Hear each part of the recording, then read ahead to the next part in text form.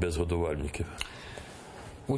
У травні-червні цього року соціологічна група «Рейтинг» провела дослідження щодо суспільних настроїв в Україні. Там було дуже багато питань, але ми вибрали, наприклад, суспільні настрої, які піднімають питання Криму. Я прошу режисерів вивести на екран. Отже, перше питання. Що державна влада повинна зробити в першу чергу, щоб підвищити вашу довіру до них? Отже, завершити війну на Донбасі 71%, поліпшити економіку 45%, боротися з корупцією та реформувати судову систему 31%, повернути Крим до України 9%. І я прошу дати наступний слайд.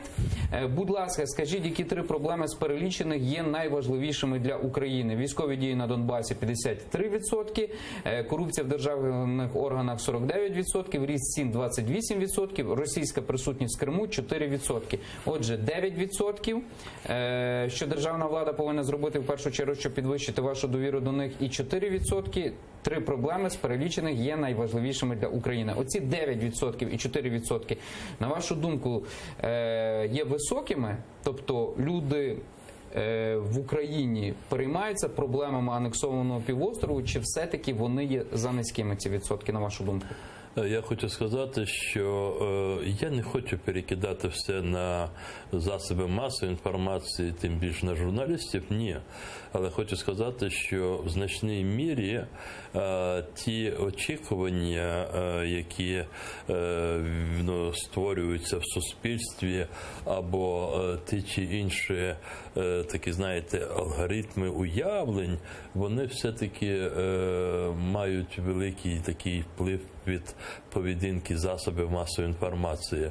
Це говорить про те, ці цифри щодо Криму говорять про те, що українське суспільство, скажімо, отримує просто колосально маленьку частину от в тій величезному інформаційному потоці, який щоденно, скажімо так, проходить через його осмислення або повз нього, це у кого як, там просто немає майже Криму.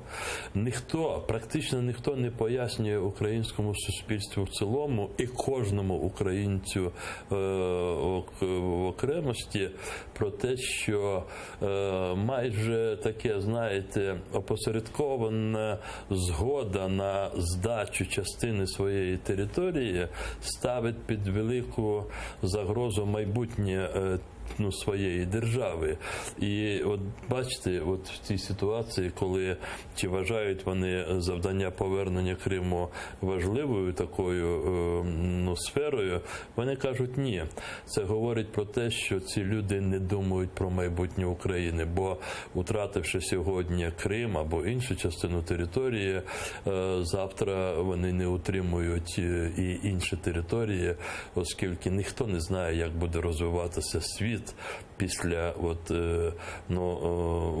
такого напруження, яке зараз відбувається в результаті не лише російської агресії проти України, а взагалі протистояння між Росією і Західним світом. Українська позиція має бути дуже такою цілісною, дуже зрозумілою, ясною, відновлення територіальної цілісності в межах міжнародно визнаних кордонів. Це має бути однаково зрозумілим і для українських політиків, і для кожного українця, для кожного, і для наших європейських партнерів. І тоді ми можемо всі бути переконані в тому, що Україну чекає пристойне майбутнє. Можемо боротися з корупцією, можемо удосконалювати управління, але якщо навколо наших сусідів буде створюватися розуміння, що Україну можна по кусочках, по шматочках відкусувати, у нас не буде майбутнього.